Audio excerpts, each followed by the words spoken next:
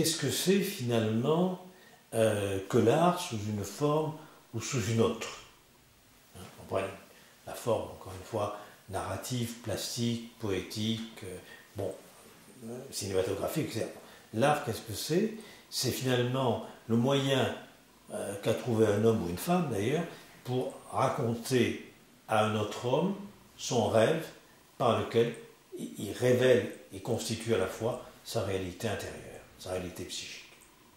C'est-à-dire que finalement, l'art, c'est un ensemble de choses apparemment inutiles qui sont essentielles pour pouvoir penser. Et c'est une des folies, je dis folie au sens large du terme, presque au sens psychopathologique, c'est une des folies, si vous voulez, de notre société actuelle, que de considérer que ce qui ne rapporte pas, ne compte pas, est inutile et donc n'a aucune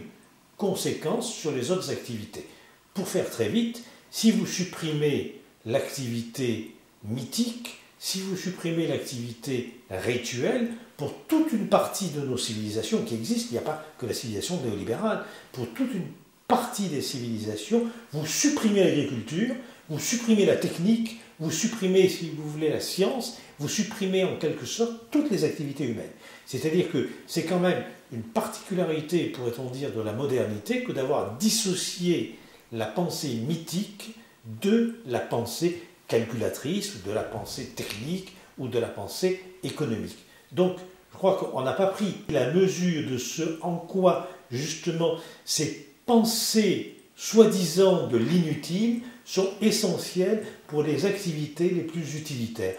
Rien ne nous dit que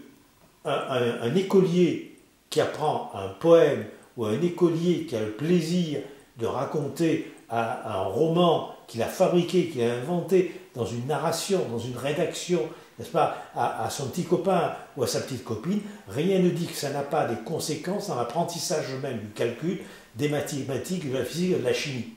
Donc si vous voulez, l'expérience du psychanalyste, c'est plutôt de concevoir que ces pensées apparemment inutiles, elles sont essentielles comme denrées mentales de la pensée la plus utilitaire, la plus technique, la plus scientifique. Et je crois que c'est une des grandes folies des réformes universitaires que de faire justement l'impasse sur les pensées, entre guillemets, mythopoétiques comme essentielles même, pourrait-on dire, à la construction scientifique du monde. Vous voyez Léonard de Vinci, on voit bien comment, n'est-ce pas, ces recherches sur la physique des fluides, n'est-ce pas, les plus extraordinaires, vous allez la retrouver, par exemple, dans les ondulations de la chevelure, n'est-ce pas, de la Vierge, de ses annonciations. Donc par conséquent, il y a manifestement là, pourrait-on dire, n'est-ce pas, une correspondance au sens baudelairien du terme entre des découvertes scientifiques et l'acte d'une création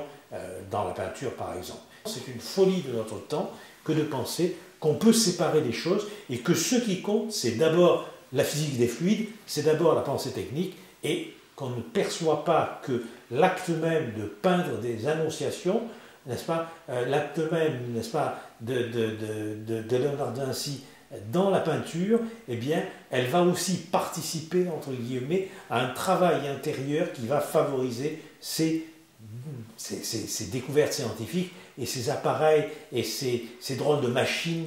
qu'il a pu inventer par ailleurs dans son aspect les plus techniques et les plus scientifiques.